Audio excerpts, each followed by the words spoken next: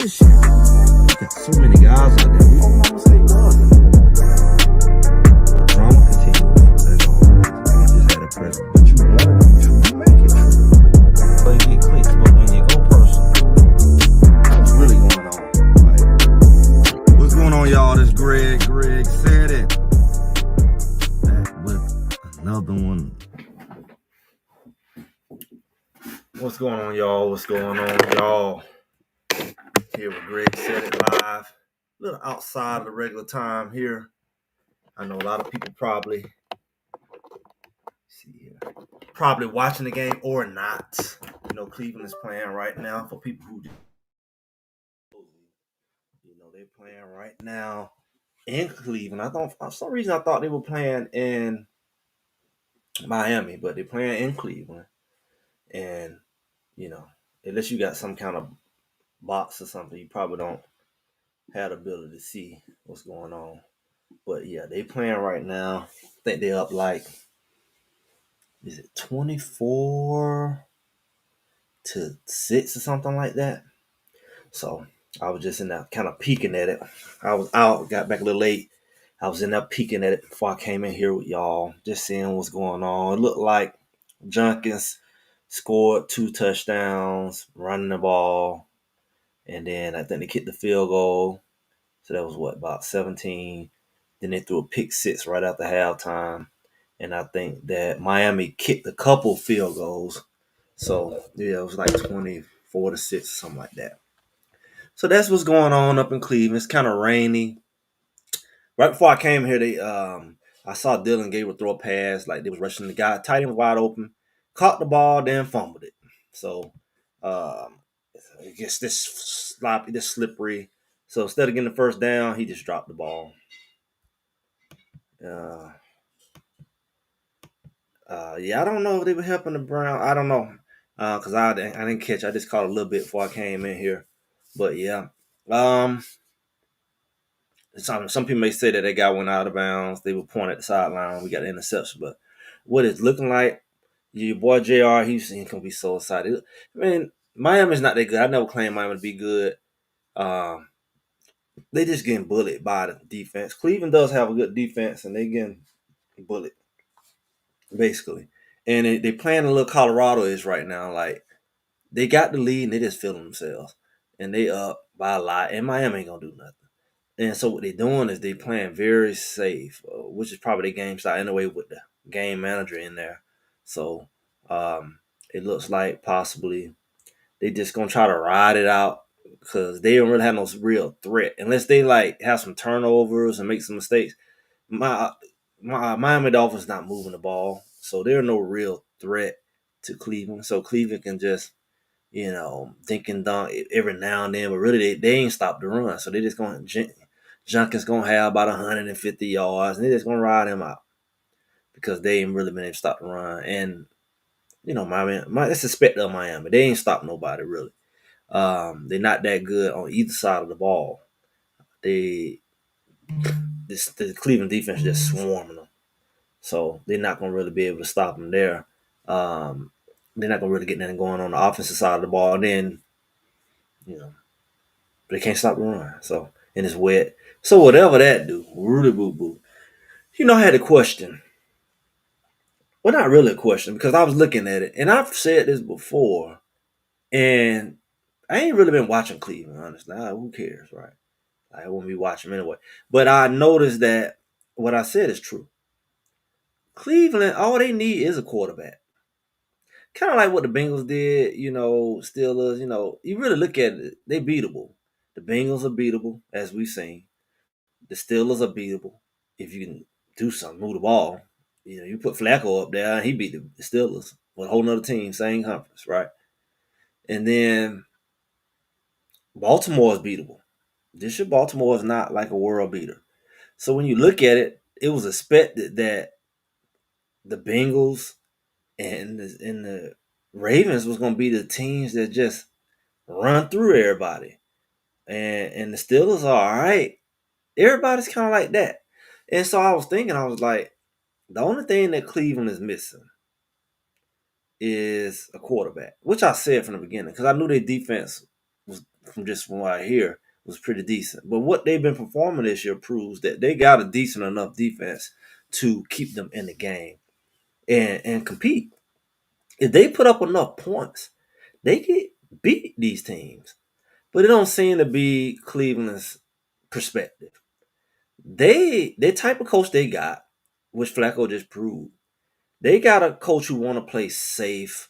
He's I don't know, passive, weak minded in the sense that he don't want to really want to just go whoop a team. He wants to play it safe and play keep away and play that kind of game. And he don't really want to run that scoreboard up. And because he and whoever around him thinks like that, that's the type of quarterbacks they love. They want somebody to go in there and just hand the ball off and hope that they can score, 20 points a game and win and hope the defense. You're putting a lot of pressure on the defense, which they can do, but like it's not gonna work all the time. You're gonna go against some other people who gonna sling the ball. And you're not gonna really be able to live off of just out physicing them. Eventually, they're gonna test your secondary. They're gonna be able to maneuver around your defensive line, and you're just not gonna be able to bully everybody. But if you got a quarterback who can put pressure on the other team to make them kind of step outside of their game plan because they got to play catch up or keep up, then that opens up a different component. I think their defense will be a lot more effective. So when I look at it, I'm like, that's exactly what they need. I mean, of course, I said that from the jump, just looking at their history. But looking at it several games in now, Flacco gone, Pickett been gone. You got Gabriel in there who only going to throw 5, 10-yard out routes and stuff like that. He's not going to really go and put that thing up the field. If he do, it's not going to be often. And if he do, it's risky. It's a risky. He's more likely when he get outside of this little dink and dunk thing, he's more likely to become inaccurate and throw interceptions, which doesn't benefit his team because their philosophy again is keep away. The keep away is I don't want to put my good defense on the field the whole game. The keep away is I want to put pressure on the team where I punt the ball and had them inside the 10-yard line or something like that with my defense. My defense is more potent when I got them, they back against the wall versus, keep giving the team the ball in the middle of the field. That's the kind of game plan. You playing it safe like that. Typically, you do that because you have to, not because you want to. And that's what's silly about the coach. They act like they only third string quarterback and they don't have no other option. I can see that you just trying to make it through the season or you trying to make it to your starter get back. He was injured like the Bengals doing. What's going on? But that's not the case. Yeah, it's one or two things going, and I can see it either way. Either you don't trust Shedeur or he's not what we say, right? He's not the type of player we say he is. That's basically what you're saying at the end of the day, where you don't feel like he could go up there and make a difference. He's not what we think he is. Or it's a third component, which I said it's all a setup. And then he ain't finna play anyway. And I lean more towards that because the foolishness was done way before he got to Cleveland and ever since he's been in Cleveland, and it just don't make sense. So I think it's bigger than Cleveland. Um, yeah, they did make Jenkins a QB. I mean, I think he even scored on a Wildcat type play, his second touchdown. Yeah, he's basically a QB. I mean, they hand the ball to him, and they not throwing the ball 50 times this week. That's not the game plan. They ain't doing that this week. They knew they couldn't do that mess against the Steelers. The Steelers weren't going to let him beat them like that. But they can bully Miami. And they saw they're behind right now. They don't have no weapons on Tyreek Hill and stuff. They don't have no weapons out there. It's wet, so them throwing the ball is risky. So they back us against the wall. Um, they don't have to play him, and they won't play him, especially this game. And not having to play him this game, it gives more air up on the sail of a Dylan Gabriel. So Gabriel have, he win this game, it's almost like he get a little fresh tank of oxygen. It's almost like he had those games he had, especially last game. This game make him look better than what he did, even though his stats gonna be Rudy Poo Poo. They gonna beat them by throwing the 20 points, but they gonna look at Gabriel and he might have 100 yards in passing. But they won and woo, nobody checking on them. But you can get away with mess when you playing nobody. It's the same thing, like what I was saying with Colorado. Like a lot of the things that they did against Wyoming and Delaware and stuff, you played sloppy and you still won. And it just didn't work out with some of the other games that they could have won, but it still was sloppy. You still have to deal with the fact you're not tackling. You still got to deal with the fact you can't cover a slant. You still got to deal with the fact that you're not really putting the ball downfield as you should, and you surviving off a 20-point game. If you had to warn them, just so somehow it don't change the fact that you still got some issues that you better deal with, or you're gonna get beat with them. I used to say that last year with Colorado, even before they lost to Kansas, really right before. And it was like, hey, y'all better check this stuff out. Boom, boom, boom. Oh, you should be happy they win. Okay, I was gonna see silly people like that. You're gonna see how why you don't win. You're not finna keep winning being silly. Like just because you won, that don't mean you don't need to make some corrections. You can make corrections anyway, whether you win or lose. It don't eliminate you from having to make corrections when you win, and that's basically what you dealing with. Um, I seen it with Colorado, and I see it with Cleveland. Like, yeah, oh, you won this week versus last week. You ain't did nothing no better. Don't fool yourself. Don't fool yourself to thinking that you did something because you won. Because it was just the dynamics of the game. The defense carried you. But just because the defense carried you, that don't make your quarterback any better. That don't make him any more prepared to win the big game. Matter of fact, you can go out there and get whooped the same way you whooped this team. Because they're not going to let you run all over them. They're going to make your quarterback throw the ball. And then he's going to throw it 50 times. And what? Can't hit the backside of a barn? Like, you let somebody throw the ball 50 times and still don't throw one touchdown, but they can throw an interception. And you guarantee an interception out of 50 times. Let me tell you something. If Shedeur throw the ball 50 times, there's no way he not scoring. I don't see that. The only way the teams really have beat Shedeur, even at the college level, you think about it, since you want to be okay, he didn't get the ball thrown 50 times. He didn't get the ball 50 times. That's when he lost. Because the defense was on the field the whole game and the team at the clock. We saw that with Kansas last year. We saw that even with Nebraska. And even with Nebraska, he was getting the ball in the red zone. They just weren't convert. But you can't beat a Shedeur when he get the ball in his hand that many times. Unless he ain't finna throw a bunch of interceptions. How do you get the ball 50 times and don't score? That's just not the type of player he is. It's just a fact. The only way you're gonna beat him, you better give him the ball 20 times, 30 times, and half on be a run. If he don't get the chance to throw the ball, that's your best bet. If he get a chance to throw the ball 50 times, you best believe out of them 50 times, he gonna thread the needle or something. He gonna find it. Because that's what he's a true passer. And that's what they need.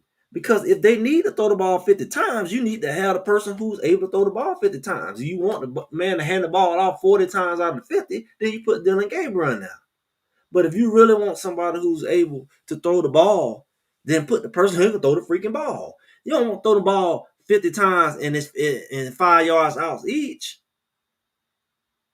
Like 5 yard, 10 yard out. Why are you doing that? That ain't getting you in the end zone. I don't even know if it's moving the chains really. It may move the chains, it may not. So when you're dealing with a team that have that much opportunity because defense getting you the ball back clearly you ain't getting the chance to throw the ball that many times if you ain't on the field. So that means your defense is getting turnovers. That is common sense. This is logic. They getting turnovers to allow you the opportunity to throw the ball 50 times. And then if you got the opportunity to throw it 50 times, like I said, you better get the ball in the hands of the person who you want to throw the ball 50 times. Or else you need to hand the miss off 50 times. And we don't know how this going to work with a killer defense. They not in the pros. They ain't going to let you just beat them running the ball. Y'all ain't dumb enough to do that. Yeah. Especially at this point, he handed the ball off. Yeah, especially at this point. He handed the ball off. They going Colorado style. We gonna run the clock out, and they gonna get away with it because first of all, Miami ain't stopping them like that. Second of all, Tua ain't really got no groove to throw the ball. The ball wet, it's raining and stuff like that. So it's kind of going against them. Now, I'm not saying that can't be done, but it's probably not by them because you look at what they've done this game and any game before that, they haven't shown the ability to just run up the score. Especially if you looking at a team like Cleveland, their defense just not um, really in a situation where they can just let that happen. They want to win so bad anyway. They be fighting. Miles Garrett and all them over there is not finna let that happen. They not finna let up on Miami. Miami in a bad spot. They're in a bad spot. What's up? Didn't get. I don't know. I put a few minutes up. Put a notification in. It's Be Live. I don't know. Be Live be doing his own thing, but I came on at 3 because had a little something to do. Got back a little late, so I just kind of try to look at the game a little bit, just to see what's going on there, and up in Cleveland and see what they were doing. Nothing special. Junkins doing all the running, of course. Dylan doing what it game. Let me tell you something. This is what's crazy. All the Hall of Famers don't come through the NFL. Troy Aikman. You got Brady gonna be one. You got Steve Young. Even Joe Montana. You got even Marino. Even though he ain't win nothing, but it's like when you look at all the great teams, they had great quarterbacks. How do you expect to be great when you brag at that? Now you try that mess. You go to Alabama, Georgia. You can have these game managers and go all the way to the championship. Yeah, go. Who in their right mind think that? Where's that ever worked in the NFL? What NFL team just has a quote unquote game manager? Managing what? Your manager better be managing touchdowns. I have not seen nobody in the Super Bowl, no, Patrick Mahomes, no, even Jackson, Lamar Jackson, Hurts. I haven't seen nobody. Even Hurts can throw the ball down the field. You got to have some balance. You just can't be the guy that's going there and hand the ball off and think you can win. I don't know where they get that bright idea. What, you just trying to ride into the sunset? You got 2 months season left. You got rid of your veteran quarterbacks. I know you don't plan on just handing the ball off and holding your breath the rest of the season. If you be watching film, they pros like you. You think you finna get away with that and not actually have a quarterback in there at this level? You think that your quarterback is not gonna have to go in there and put a threat to somebody that say, "Hey, y'all can pile up in here you want to. I'm gonna toast you." How long do you get away with that? But how long do you get away with that? Like, your defense good. They're gonna keep the score low. But if your score low, like I said Thursday, if your score low, I mean, you can try that mess Miami. Maybe. The Miami game still going. It's raining. It looked like you're going to pull it off. The defense don't score the touchdown. Your running back don't score the other 2 touchdowns. Yeah, you good. Had they picked with ref saved. Really? Maybe I missed that. Got less than $1 out there. Look. Yeah, that's what he going to have. That's what he going to have at the end of the day because you handing the ball off. And then all your little passes 5 yards. You like, how do you have a quarterback in the NFL and you content with him only throwing 100 yards in the game? You say, but we won. How long does it hurt? It don't work that long. It can't work that long. The game is boring, of course. What they say? Defense wins championships. Offense sells them tickets. Nobody want to come and see no baseball game, basically. The score's low, no big plays. You got all these big play guys under contract in these positions. You can't let them make no big play because you went and got a quarterback who handed off the ball like some toilet tissue. Just hand it. 3 of the 24 points. He got him with a field goals on. So you responsible because the field goal kicker still got to make the field goal. Not covering it for long. Yeah, I mean, this is right. You see all that stands. You see all the color of them seats in that stand because there ain't no people in them. The 2-tone colored seats. Who gonna come? Rain, sleet, or snow or not? Who gonna come up there on their Sunday in weather or not? In perfect weather. Definitely rain to see that. You can't be making no money. You got TV on. You ain't on national TV. You on your local TV. I had to go pull up the local channel to be able to watch it. You're not on no doggone national TV. You ain't even. They showing the game down in Miami. Miami showing was the Raiders and the Vikings. Not even in their own region is they game ain't even on TV. Not on Fox at least. I thought that was interesting. I said I at least catch it down there. Purple's going to make him earn it next week because they're going to take anybody that will do that. You would think. I don't know what kind of garbage Miami is on, but anybody in their right mind would think, man, this guy's not going to beat us. I'm sorry. I'm sorry. If we got to put y'all 1-on-1 out there, we'll load this box up for this guy beat us. They line ain't that number. We know that. I mean, this is the NFL. And I don't even think, especially in the SEC now, nobody that dominant no more. Where you can just not have a quarterback who put the ball down the field. I seen some games yesterday, and not really watching it, but them quarterbacks, them games was tight. SEC, it ain't sweet. Georgia went Ole Miss.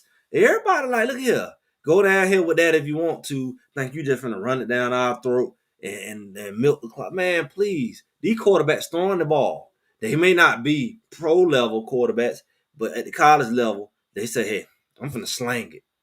I'm finna slang it. So how do you think that you just gonna hand the ball off against some other pros and that's just gonna be all right? It's just gonna work. You just gonna win every week just off of that. Now it's good. That's the beauty of it. This you see the beauty of this? You know what? I'm still going to understand what happened with Green Bay. I'm thinking about this. You got a running game. That's what they wanted. They went and got Junkies. He went to jail or about to go to jail. Come back. You got him running the ball. You got a running game. Most people don't have a running game. You got rid of your guy. Oh, you got y'all running back. Y'all, congratulations. You got your rookie running back. It's panning out. That's going to make your line look better, right? Your defense got the doggone leadership it need. They playing decent. They just need to be inspired. They ready to win. You telling me all you need is a quarterback? And you dumb self still talking about next year draft to go get some guys who playing like scrubs this year and didn't play like that last year. And your future quarterbacks in the draft, and ain't nobody hitting on nothing like that. But you got a guy on your team who led pretty much historically in completions. Every year he played as a college quarterback, he's in the top tier in every category when it comes to touchdowns, when it comes to yardage, when it comes to completions, when it comes to everything. He is the guy. So now, why do you sit here and act like I don't have nobody who can run the scoreboard up? If anything, that's what he can do. He can run the scoreboard up because that's what you're gonna need. All you got to do is overcap what your defense showed you. Hey, we can keep them 21, 24 and below. We can do that. All you got to do is score more than 24. You got a guy say, I can score more than 24. I can get you 30. As long as they ain't got to score 40 every week like I had to do in Colorado or whatever. I can do 30 on my regular day. I can do 30. Well, defense say, shoot, if you get 30, man, we 8 out of 10 games we can win because defense can have an off day, off some every now and then, but if they showing you consistently on average, they can win if you get more than 24 points. And you got a guy. Now Dylan, you hold your breath and hope you get 24. Boy, I hope the running backs have a really good day and the field goal kicker is on point. And the defense get a couple pick sixes and we can get over 24 points. But it ain't gonna be because this sorry scrub. He just gonna make as long as he don't turn the ball over, that's all we need. It's like putting a water boy in at quarterback. Just go and hand the ball off. It's a true backup mentality. Because that's what you tell your backup. Do your quarterback go out there and get hurt? You put your backup in and you tell him go in and hand the ball off, and you looking at your quarterback hoping he can come back in. If you got to be out for a quarter or you got to get out the rest of the game, hey, go the rest of the game. Oh, let's hand off the game. Let's get out this game. But you banking on your quarterback coming back the next week. You banking on that. So it's like, what are we really? What are we really looking at? What are we really looking at? This guy here, he said Dylan got 11 for 14 for 91 yards for Gabriel. 11 for 14, 91 yards. So that's about uh, five. How many yards that? It ain't even 10 yards per catch. It ain't even 10 yards. And that ain't including the work the receiver do after you catch the ball. That ain't including how far you pass. He may have threw it 5 yards and the guy got 8 yards. He may ran it for 3 more yards. I saw tight end drop a ball, right? You know, commentary said another check down for a few yards. Like, how do you do that? How do you beat somebody? They laughing at you. You know why? Because in football, the mindset is I give up the pennies for the dollar. I give you that. I give you the little short stuff. We come up, make the tackle, and we constantly playing third down ball. Third down and 4, third down and 3. Because you throwing, doom, you hand it off. Doom, you hand it off. And it's like, man, you ain't put no real stress on the back end. We can come on up and help keep everything in front of us. And you keep doing that, you're not going to convert on all them third downs. So I keep everything in front of me. So I don't like that. That's not. You put a lot of pressure on your defense when you do that.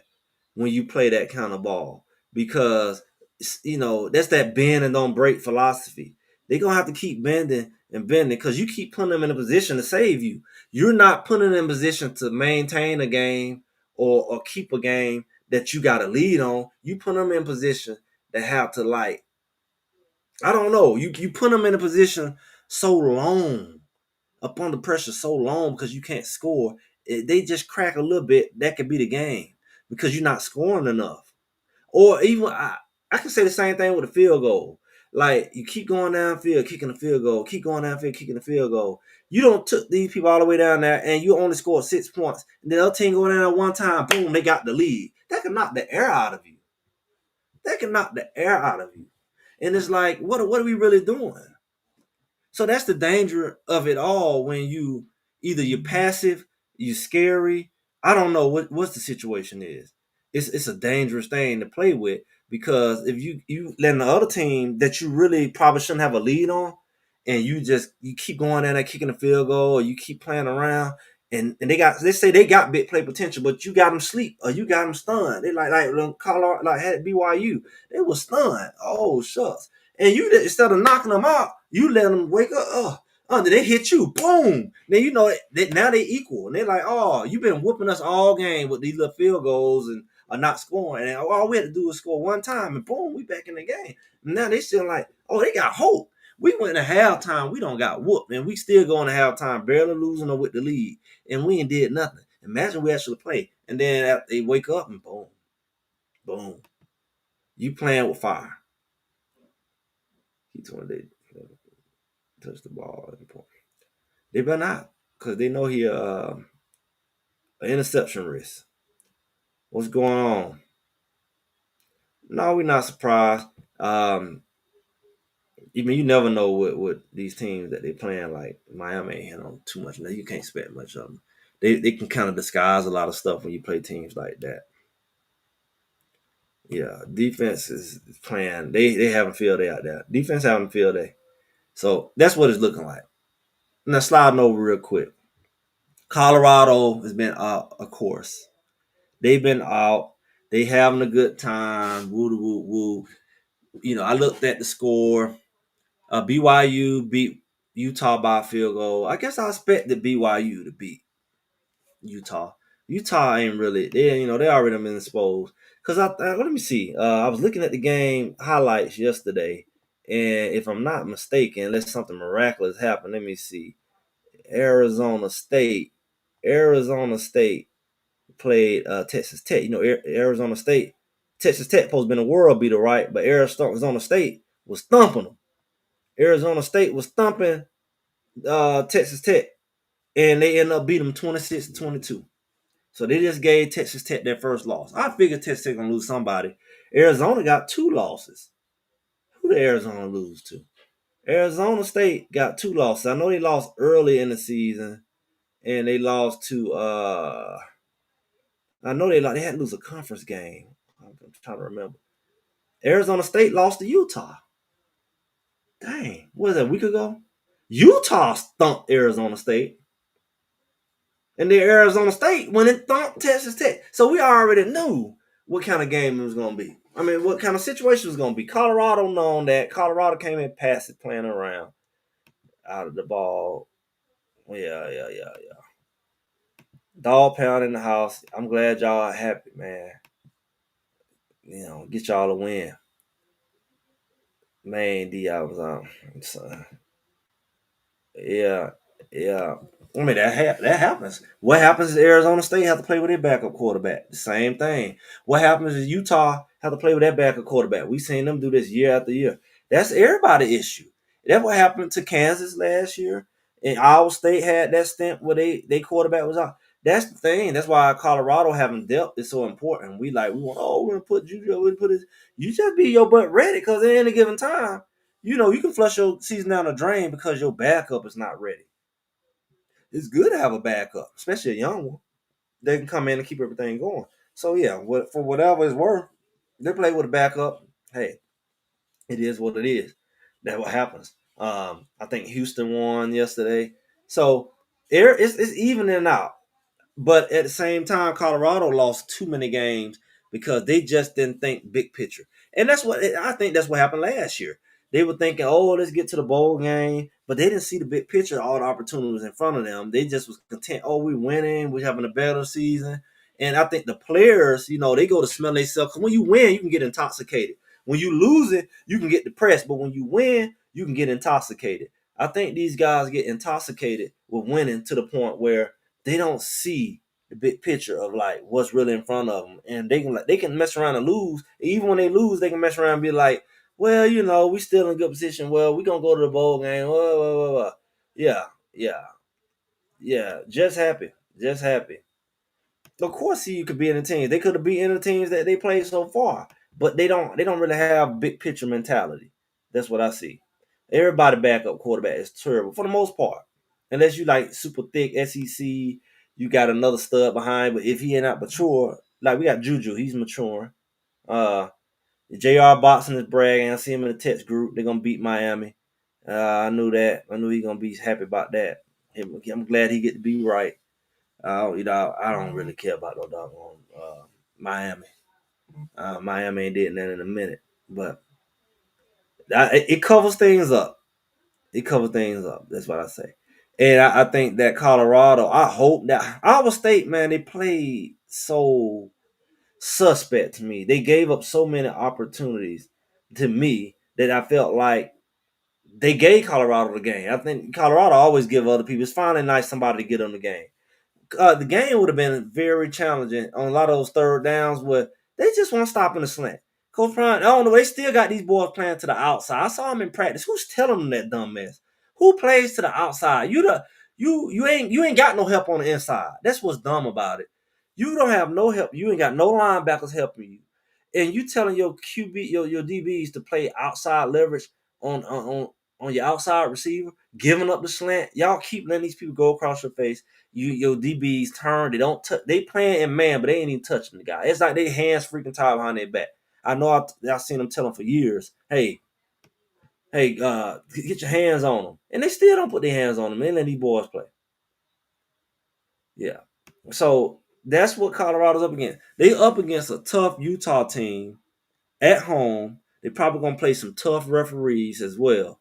But worst of all, they playing another night game. Now, somehow we have the most miraculous games. They don't never play that clean. But they can really just run up the score on everybody, doing these day games for the most part. But they love to give Colorado these 10-15 games. And guess what? They got another one. This is like what? The fifth one of the season? I don't like what? This gonna be about the eighth game or something like that. So they had a couple day games. And they had one 7:30 game, and this about the fourth or fifth. 8 p.m. their time, 10 o'clock our time. I know they played a couple daytime games right out the gate, which is 8 o'clock by default. Then I know they played BYU late, and they played TCU late. It was either Houston or BYU that was late. I had to go back and look at the doggone schedule. Let me go ahead and do it because I'm the one keep bringing this up because y'all drop down, pay attention to how they respond. Pay attention to how Colorado respond in these games. How the difference in what you say, how they come out and play. Do they come out and play? Do they play like this? Do they play like that? Let me see. Let's look at this. They ain't even showing the time.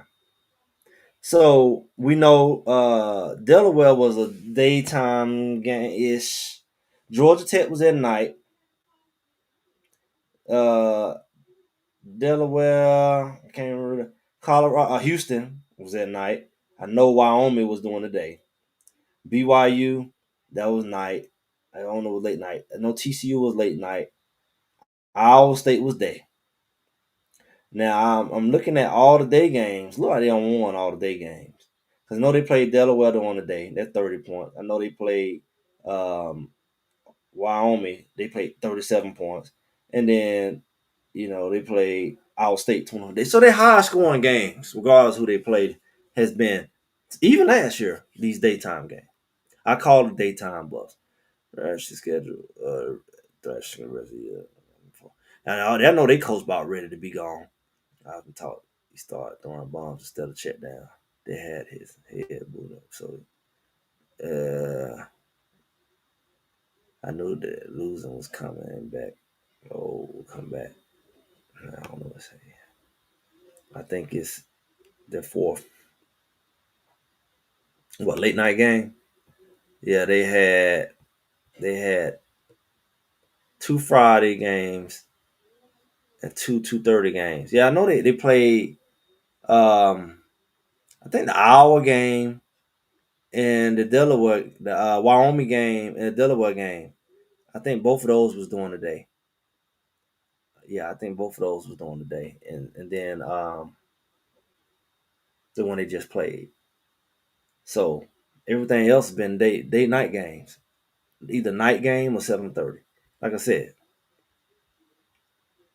that's supposed to be cute though. I guess Browns fans deserve to win. Get your win.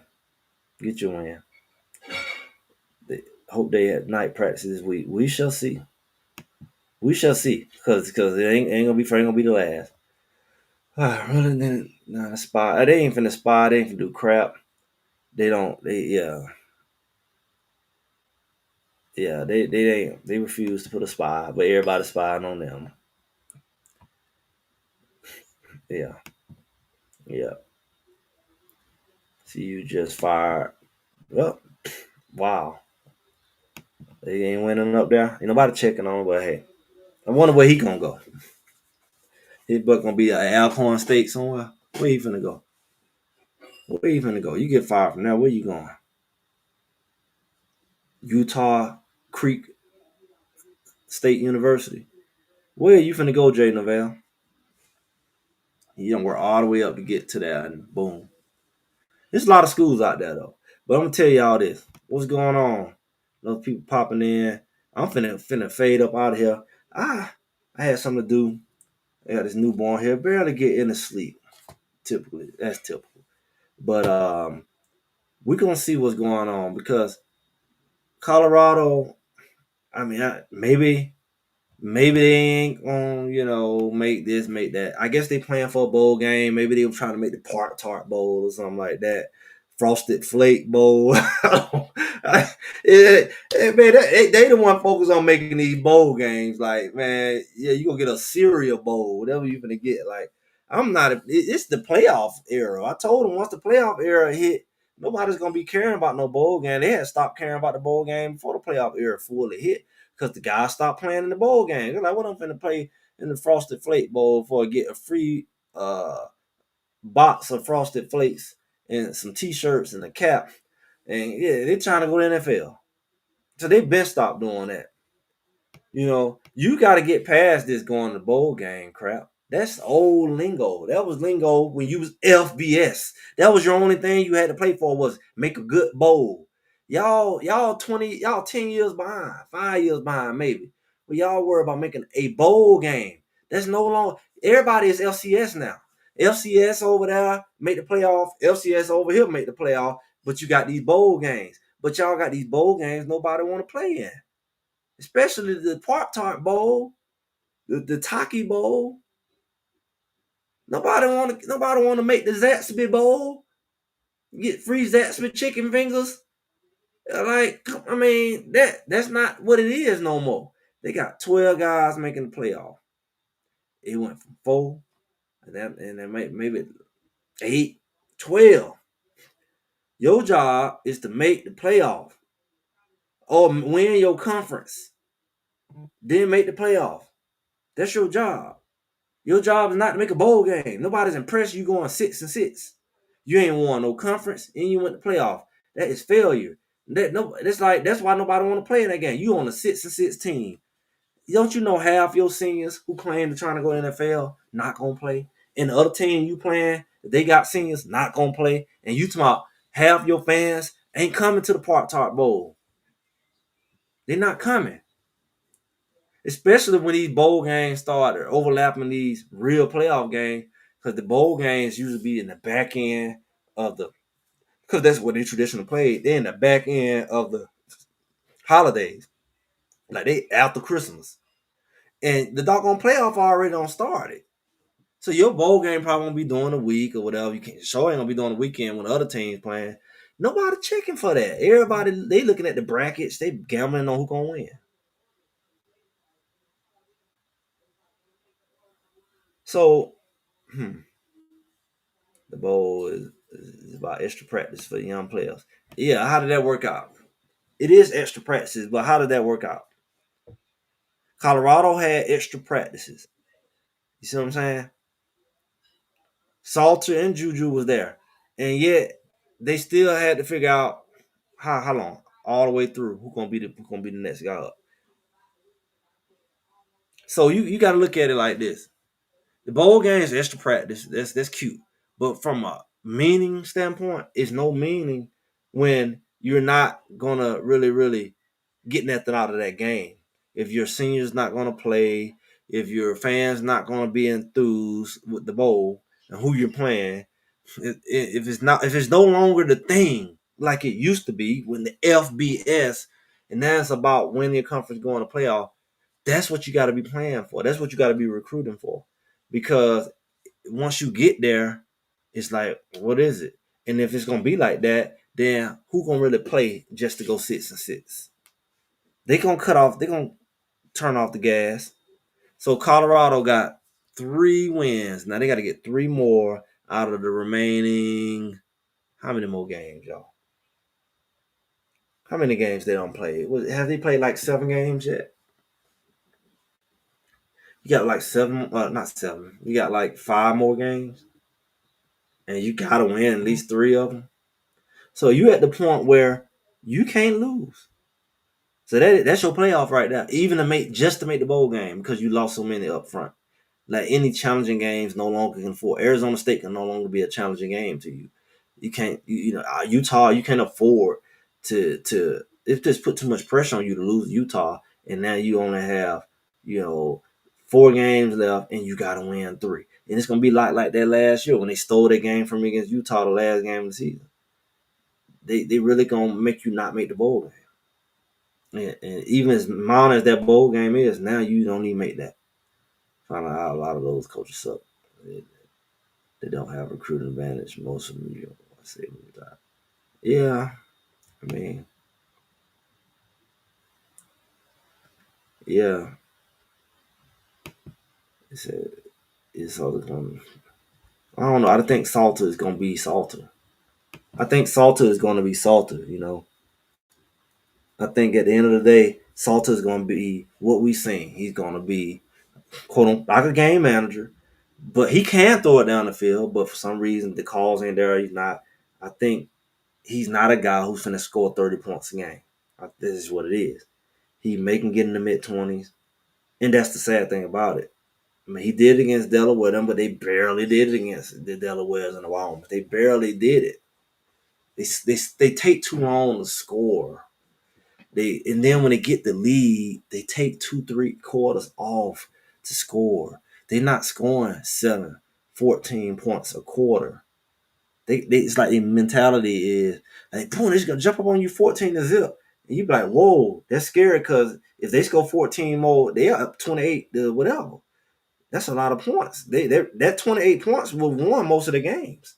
But because they score 14 and then don't score again to, the fourth quarter, and then you got 21, that's not dangerous. But if you go 14, even if you go 7, and you come in another 7, you 28.